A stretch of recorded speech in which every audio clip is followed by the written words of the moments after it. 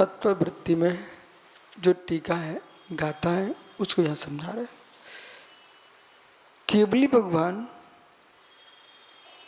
जो है सर्वज्ञ हैं, तो सर्वज्ञ हैं और वस्तुत्व स्वरूप से समझा रहे हैं। उनका द्रव्य, उनका गुण, उनकी पर्याय स्वयं की विशुद्ध है। द्रव्य विशुद्ध है, गुण भी विशुद्ध है और पर्याय भी विशुद्ध है, इसलिए वो सर्वज्ञ है। तो कुंद कुंदाचार्य देवा पूर्व लक्षण अनंश का आधारभूता, जो अनंश के आधारभूत सर्वज्ञम वस्तुत्व ने नमस्कुर्वन्ति, वस्तुत्व रूप से नमस्कार करते हैं। तेजो दिट्ठी नाडम इड्डी शोकम तव ईश्वरियम तिहुवण पहाणैक महपम जसो जसो अरियो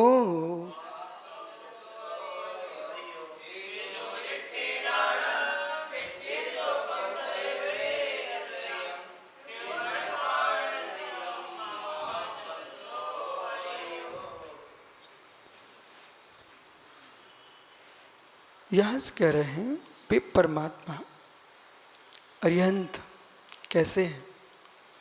तेजो दिट्ठी,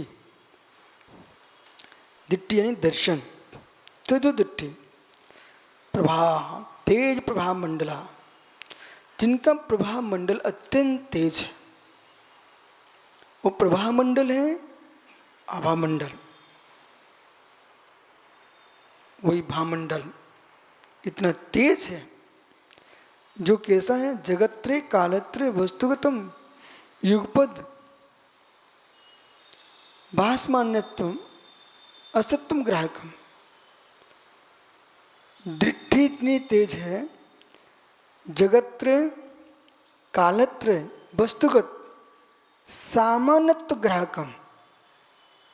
दर्शन की बात कर रहा है ना, तो सामान्य सत्ता ग्रहण करता है दर्शन, तो केवली भगवान का ज्ञान दर्शन युगपत होता है, ठीक है। लेकिन आप कथन करोगे तो युगपत तो नहीं कर पाएंगे, आप तो क्रम से ही कथन करेंगे। समझा रहे ना, केवली भगवान का तेज यानी तेजो दिट्ठी, यद्यपि उनका दर्शन ज्ञान युगपत होता है, लेकिन तेजो दिट्ठी, तो उनके तेज महान है, इतना विशिष्ट है कि आभा मंडल में जगत तीनों जगत लोक के कालत्र तीनों कालवर्ती सामान्य वस्तु झलकती है, आभासमान हो रहे। अब यहाँ नमस्कार क्या है, तो ज्ञान दर्शन सम्य प्रमाण है, ठीक है, ज्ञान प्रमाण है। जो प्रमाण है वही प्रणम्य है, जो प्रमाण है वही प्रणम्य है। तो प्रमाण प्रणम्य है। अब आपको जाना चाहिए परीक्षा मुख के पास, परीक्षा मुख सूत्र में मंगलाचरण है ही नहीं है। परीक्षा मुख सूत्र में आप मंगलाचरण करते हो, प्रमाण दस संसिद्धि तस्मा प्रिया इति बच्चों तो लक्ष्यम स्वभाव माल्पम लगी सा, तो प्रमाण संसिद्धि तदभाषा पर्यात इति बच्चे तो लक्ष्यम सिद्ध मल्पम लगी सा। हमने तो इस ग्रंथ में प्रमाण प्रमाणाभास की बात की है, ठीक है। और क्यों किए, लघियशम अल्प बुद्धि वालों के लिए समझाने के लिए किए। इति बचित्योर लक्ष्यम तयोर लक्ष्यम प्रमाण और प्रमाणाभास, तयोर उभय, उन दोनों के लिए हमने कथन किया प्रमाण प्रमाणाभास। वहां प्रश्न किया कि इन्होंने मंगल तो किया ही नहीं है, तो भाई मंगल किया है, जैसा आप समझो, ये मालूम आचरण जान के किया, विषय समझाना था, ये तो गुणता है, विषय समझाना था तो जान के ऐसा किया है। ऐसा नहीं कि वो मंगलाचरण नहीं कर सकते थे, कि उन्हें नमस्कार करने का ज्ञान नहीं था। तो उनको क्या करना था कि जो जीव इस बात को जानते हैं कि हम भगवान को नमस्कार करेंगे तभी मंगल होगा। तो प्रश्न है अमित जी, भगवान है कौन? भगम ज्ञानम, भगम ज्ञानम बंतु प्रत्यय है। तो जो ज्ञान से युक्त है उसका नाम भगवान है, केवल ज्ञान से युक्त।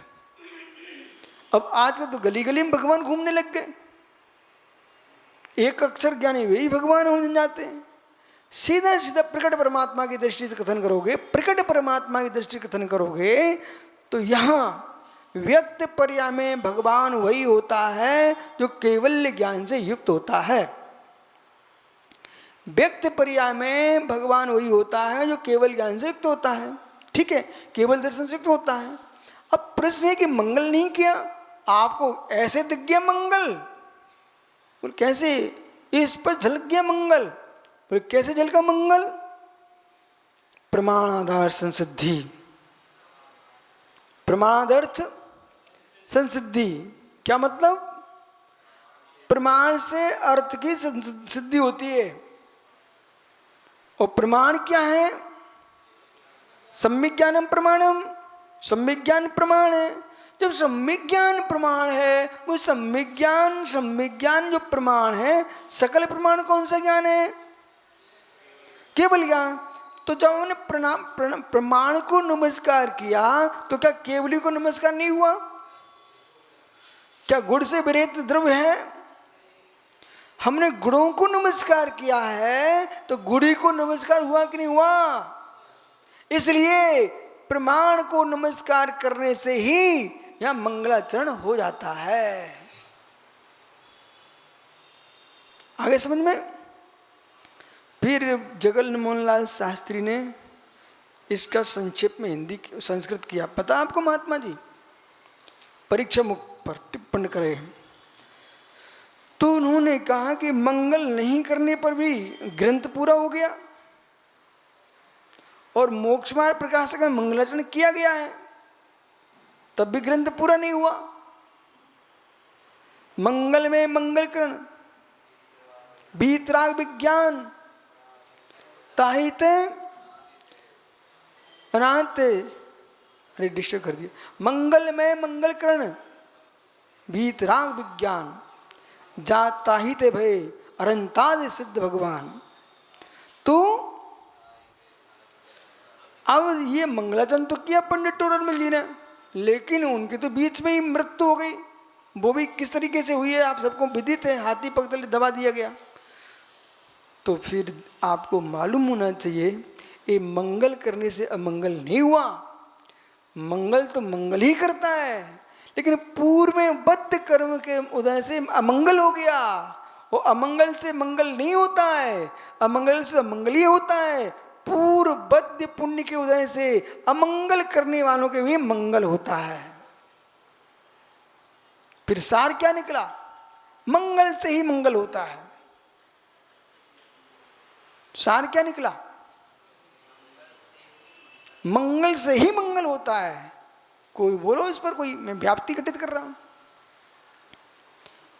आपने लगे इस तरीका गोष्ठी किए हैं, ये प्रयोगात्मक न्याय का प्रयोग कर रहा हूं मैं। इसलिए हमने वो क्या बोला था आपको याद है अमित भैया? डिब्बे का टीन का घी और दाल का घी। तो एक दाल का घृत चल रहा है। मंगल करने पर भी अमंगल हुआ। पर सुनो ना, मंगल होने पर भी अमंगल हुआ, मंगल नहीं करने पर भी मंगल हुआ। तो हमने कहा ये सब ऐसा क्यों हुआ?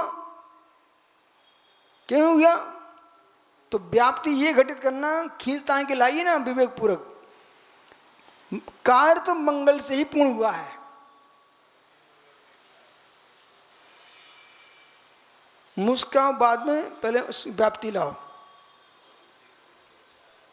कार्य तो मंगल से ही हुआ है।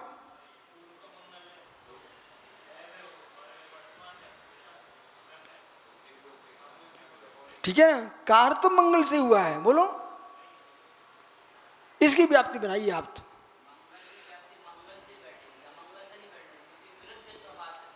अरे भाई मैं क्या बोल रहा हूं, मंगल करने पे भी अमंगल हुआ, अमंगल करने वाले के मंगल हो रहा है, ठीक है। लेकिन आप लोग शायदवादी हो, शायद जैनी हो, ऐसा हमने सुना है आप लोग जैनी हो, और जैनी लोग प्रत्यक्ष प्रमाण मात्र नहीं मानते, परोक्ष प्रमाण भी मानते हैं, और त्रिकाल को मानने वाले हैं, और त्रिकाल में द्रव्य की सत्ता को स्वीकार करने वाले हैं। ऐसे जैनियों से मैं प्रश्न कर रहा हूं कि आप ये बताइए कार्य की सिद्धि मंगल से ही होती है, इसमें व्याप्ति घटित कीजिए।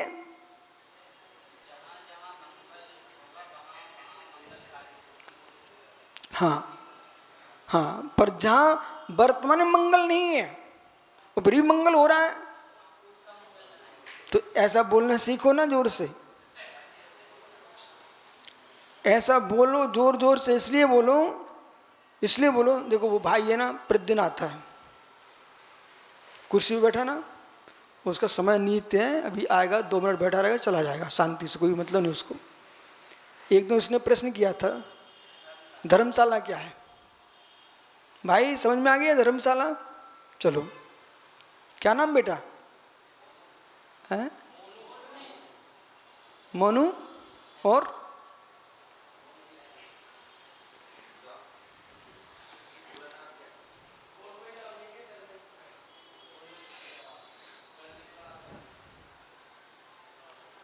है, अच्छा सुनो, वो लगाए ना लगाए लेकिन है तो आगे चलो।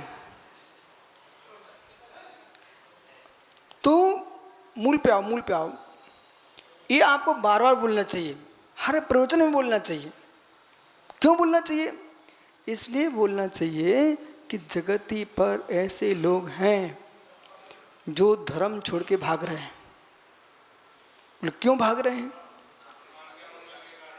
क्योंकि जो मंगल नहीं कर रहे हैं उनके घर में मंगल हो रहा है, जो मंगल कर रहे हैं वो अमंगल दिख रहा है और उन्हें रहस्य पता नहीं है। सो जो जिनके मंगल करने पर भी अमंगल हो रहा है, ऐसे लोग धर्म छोड़ रहे हैं, समझ रहे। और जो नहीं मंगल करने वालों के प्रति उनके भाव बिगड़ रहे हैं।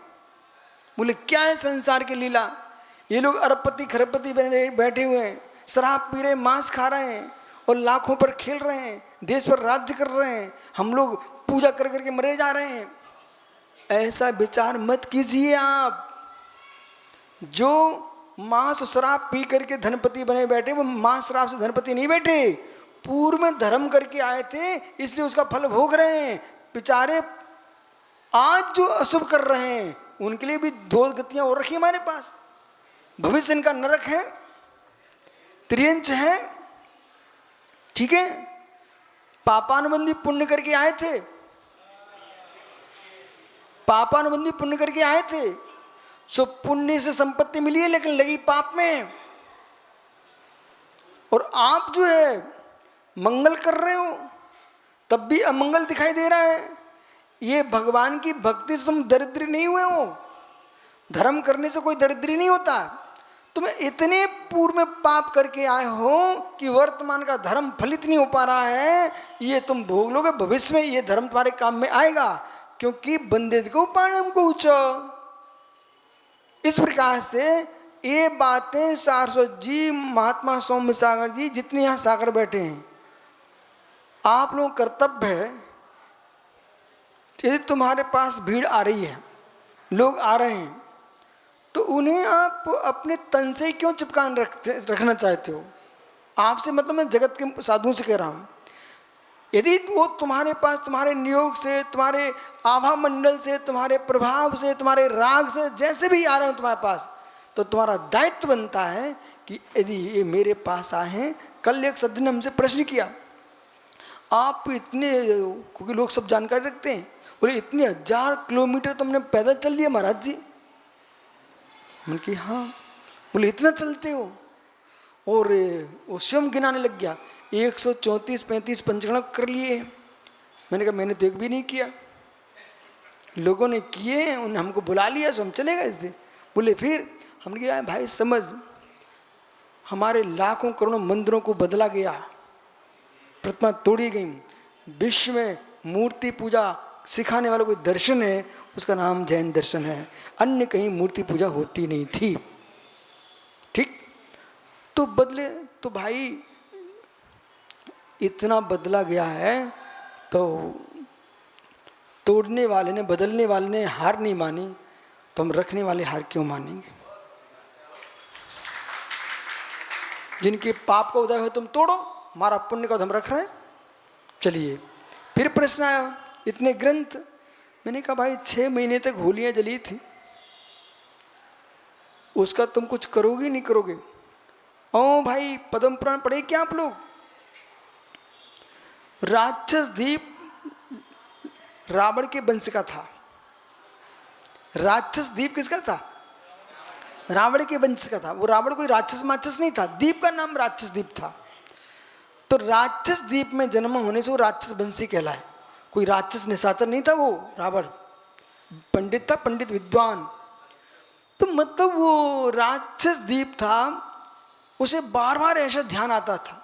उसने एक बार सुना तो उन्होंने कहा अपने दादा परदादा माली शुमाली माल्यवान, ठीक है, हमारे दादा का राज्य हम लोग यहाँ बच के रह रहे हैं। उसने देखा कि मैं शक्तिमान हूँ, अपने राज्य को जाकर राक्षस द्वीप को जाकर उसने युद्ध किया और विजय हुआ। तो प्रश्न ये कभी मत सोचो हमारे कुल में कोई ना कोई समंत्रद्ध होंगे, कोई ना कोई कुंद कुंद होंगे, ठीक है, और उनकी परंपरा में आप जन्मे हो। रावण के पास पौरुष भुजाबल था, तुम्हारे पास बुद्धि बल है। तो हे मुनियों, आपका कर्तव्य है हमारे पुराचार ग्रंथों को जिन्होंने होलियां जलाई हैं, अब तुम्हारे पास बुद्धि आई है, उन ग्रंथों का सृजन करो और देश के ग्रंथरा भर दो तुम ग्रंथों से। और जो दूसरे का इतिहास मिटाने बैठे हैं उनसे लड़ो मत, उनसे कहो सबके दिन एक से नहीं होते। जो दूसरे इतिहास मिटाने बैठे हैं, हम तुमसे नहीं जीत पाएंगे, तुम काल से नहीं जीत पाओगे। अपनी डायरी पे लिख लीजिए भाई, हम तुमसे नहीं जीत पाएंगे पर तुम काल से नहीं जीत पाओगे, तुमको काल उठा ले जाएगा। फिर जरूरी नहीं है कि तुम्हारे घर में तुम जैसे और हो जाएंगे। जब नहीं होंगे तब तुम्हारे वंश को भीख मांगना पड़े हमारे द्वारे फिर से आकर के। अमित इतना सोचना पड़ेगा। शिक्षा दो देश के बच्चों को। इस भारत पर 500-300 वर्ष में कितने नाटक हो चुके हैं, बड़े बड़े लोग राज्य कर गए, फिर वो वंश विलीन हो गए। नहीं योग्यता आई वंश के पास। इसलिए अमित तुम्हारे पास योग्यता है, आप अपने धन का सदुपयोग करो। क्या मालूम तुम्हारे वंश में कौन पागल होता कौन ज्ञानी होता है। ज्ञानी हो गया तो बढ़ाएगा, अज्ञानी होगा, है ये भाई, अज्ञानी होगा तो मिटाएगा। लेकिन चटाई डाल दो।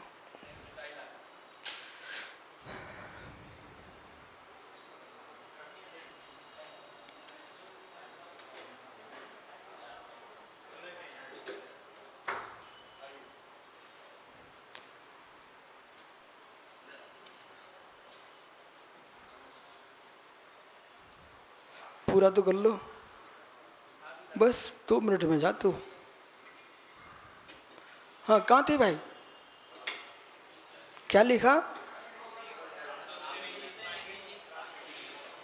हाँ बढ़िया सूत्र है। यदि तुम्हारा कोई विघात कर रहा है, आज उनका शासन है, तुम्हारा सब कुछ छीनने को तैयार है, तो तुमको सूत्र क्या बोलना है? भाई सबके दिन एक से नहीं होते हैं, हम तुमसे नहीं जीत पाएंगे पर तुम काल से नहीं जीत पाओगे। भैया बहुत 500,000 वर्ष में देश में बहुत उपद्रव हुआ और भारत में अनेक लोग विदेश से आते रहे, सब संस्कृति को नष्ट करते रहे, लेकिन तब भी सनातन वीतरागता का लोप नहीं कर पाए। क्यों? तुम मिटा सकते हो वही जो मिटने वाला है, तुम मिटा सकते हो वही जो मिटने वाला है, नहीं मिटा पाओगे उसे जो मिटने वाला नहीं है।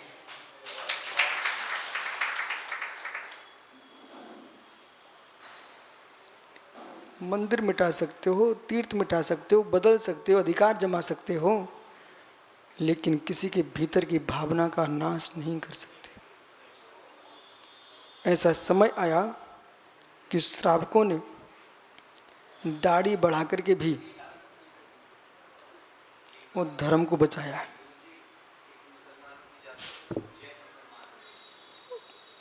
नाम लेने का विषय नहीं।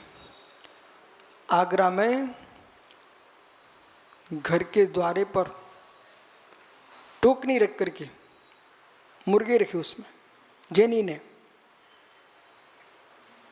तो लोग समझे घर किसका है, अंदर जैन रह रहा है, उन मुर्गों को पाल रहा है, खा नहीं रहा है। मात इसलिए रखे हैं कि भाई हम बचे रहे। सोचो कैसा समय आया था। घर के द्वारे पर उस मोहल्ले में गया था, अंदर विशाल जैन मंदिर है। मैंने बच कैसे गया? बोले महाराज बचा ऐसे कि इस मोहल्ले में जब रहते थे तो टोकनी रखते थे घर के बाहर। तो संस्कृति का संरक्षण कैसे हुआ है, इस पर बहुत विवेक की आवश्यकता है। इसलिए जितने तुम खेल रहे हो ना, बने फील्ड में खेल रहे हो, जिसने बनाया है उससे मिलो जरा। त्रिभुवन महापम, ठीक है। तो ये त्रिभुवन महापम जस्सो अर्यो, जो कैसे हैं, जगत्रे कालत्रे वर्ती वस्तु को जानने देखने वाले, केवल दर्शनम और तथैव समस्त विशेष तो ग्राहकम। सामान्य को ग्रहण किया किसने? सामान्य किसने ग्रहण किया? दर्शन ने। और विशेष को ग्रहण किया ज्ञान ने। रिद्धि, रिद्धि मूल गाथा होती इड्डी, इड्डी यानी रिद्धि, रिद्धि संपन्न सौख्यम तभी ईश्वरियम, और समोषण आदि रिद्धि से युक्त हैं वो ईश्वरियम। त्रिभुवन पाणपम, ऐसे तीनों लोकों में जो प्रभावमयी हैं, जसो अर्यो, वे ही अरिहंत देव हैं। शेष आगे